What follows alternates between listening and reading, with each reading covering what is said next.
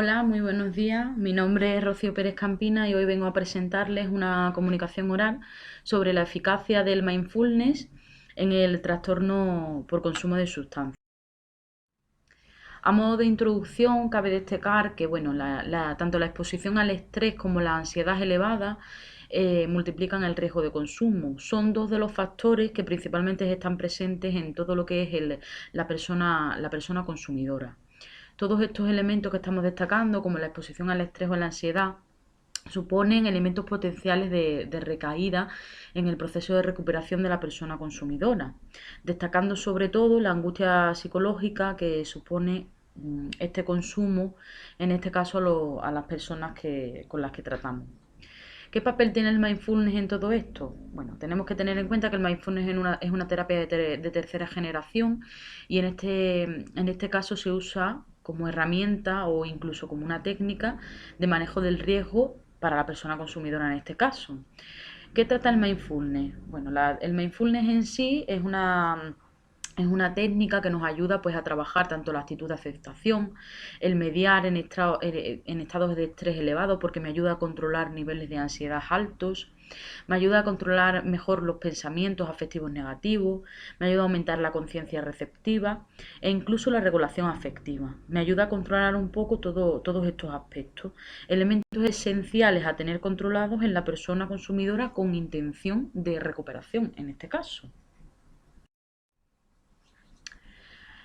A modo de resumen, también cabe destacar el concepto de adicción. Una vez dicho todo esto sobre el mindfulness, decimos qué eficacia puede tener todo esto en la persona adicta o en la persona con consumo de sustancias. Bueno, la adicción mmm, es un problema de salud, en este caso catalogado como el trastorno de abuso de sustancias, que supone un gran sentimiento de anhelo, genera finalmente en la persona pues una dependencia a un tóxico y esto también supone una baja motivación, una alta reactividad conductual, etcétera.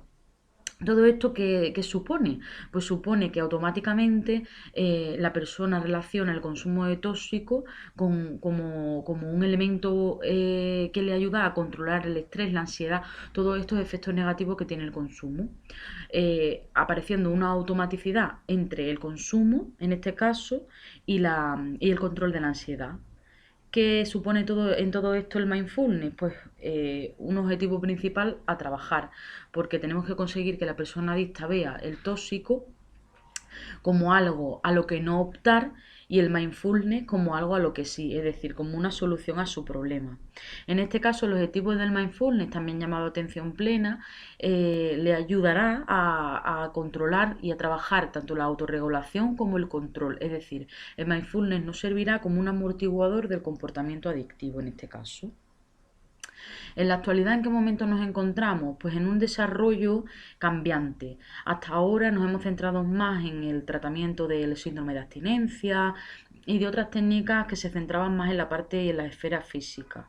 Actualmente estamos virando hacia un cambio en el que se combina el tratamiento tradicional, que son las técnicas principalmente farmacológicas, con otras no farmacológicas novedosas, porque entre otros pues siempre se ha trabajado mucho con la terapia cognitivo-conductual, entre otras, pero existen otras, como pueden ser estas, la de la terapia de atención plena o mindfulness, que se están postando como herramientas útiles y efectivas en estos últimos años de estudio. ¿Cuál es el objetivo de esta comunicación, de este trabajo que hoy aquí presento? Bueno, en principio sería realizar una actualización de la bibliografía reciente y existente en este momento sobre la eficacia, sobre todo la efectividad, es decir, mostrado en un mundo real de las técnicas de atención plena, mindfulness en este caso, en el trastorno de abuso por sustancia. Para ello hemos hecho una búsqueda bibliográfica que se ha postado más o menos en el mes de agosto de 2022, buscando en dos bases de datos de alto potencial como son Medline y Dialnet. Se encontraron un total de 13 artículos usando la estrategia de búsqueda avanzada, mindfulness y cocaína y otras drogas, tanto en el título como en el resumen.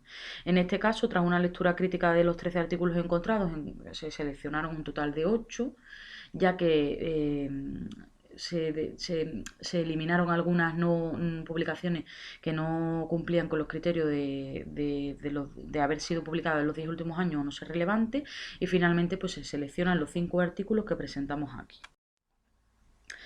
El primer artículo seleccionado es un artículo que es una revisión sistemática en este caso, que lo que intenta medir es la efectividad del mindfulness en el tratamiento de conductas adictivas. Es nuestro elemento base para este trabajo. Chiesa y Alejandro Seretti son los autores y en el año 2014 realizaron esta revisión.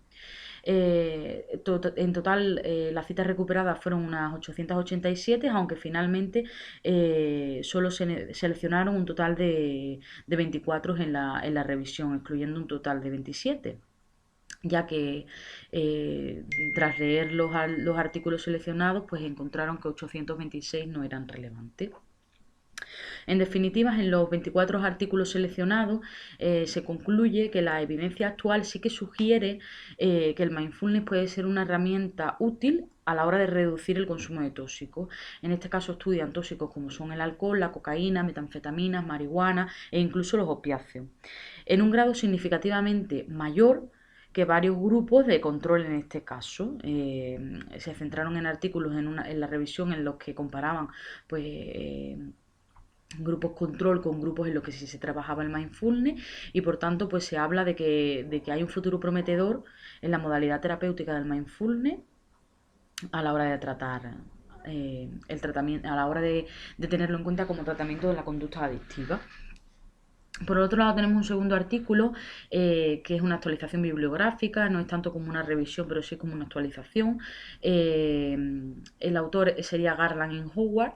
Estudian cómo el tratamiento basado en el mindfulness afecta en la adicción. Es un poco más generalizado que el anterior y se publica en el año 2018. ¿Qué concluyen estos autores? Bueno, pues concluyen que es un campo científico joven el tema de la introducción del mindfulness como tratamiento y que se necesita más investigación, aunque sí destacan que hay resultados prometedores en muchos de los artículos estudiados, coincidiendo por tanto con el primer artículo seleccionado.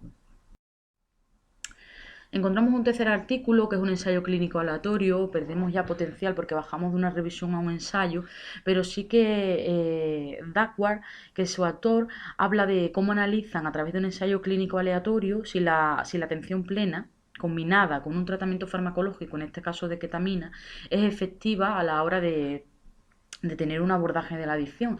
Este artículo es interesante ya que combina el tratamiento farmacológico con uno no farmacológico como es el mindfulness, terapia de tercera generación. ¿Qué concluyen? Bueno, en este estudio pues se seleccionaron un total de 527 527 personas, aunque finalmente el estudio pues, se llevó a cabo con 55 de ellas. Concluyen pues, que una sola infusión de ketamina en este caso mejoró los resultados respecto a la combinación con otros fármacos como pueden ser el midazolam, entre otros. ¿Qué destaca? Que combinando la misma con técnicas de modificación del comportamiento basadas en la atención plena como el mindfulness, se descubre cómo la persona sí que consigue recuperarse de una manera más efectiva. En el cuarto artículo, finalmente lo que observamos es un ensayo piloto donde se estudia cómo la psicoterapia individual, basada en la atención plena para la dependencia del cannabis y la cocaína, es útil en la recuperación. Nos desvinculamos un poco del mindfulness como terapia grupal y nos centramos un poco más en ella como psicoterapia individual, también sería otra de las opciones. Al final lo que encontramos es un estudio con 25 personas que se concluye en los que concluyen que el entrenamiento de la atención plena sí que se puede extender de manera tolerable y factible a la psicoterapia también individual, en este caso en dos sustancias como la cocaína. Y por último tenemos un quinto artículo, que es un ensayo clínico aleatorio, publicado en el año 2014 y liderado por Hanson. Aquí se estudia cómo el entrenamiento de la atención plena y la reactividad al estrés, en este caso una persona que abusa de sustancias, puede ser efectiva o no. Es un estudio pues bueno, controlado y aleatorio con un total de 36 personas participantes asignadas al azar a recibir o bien atención plena o bien terapia cognitivo-conductual, que es la clásica.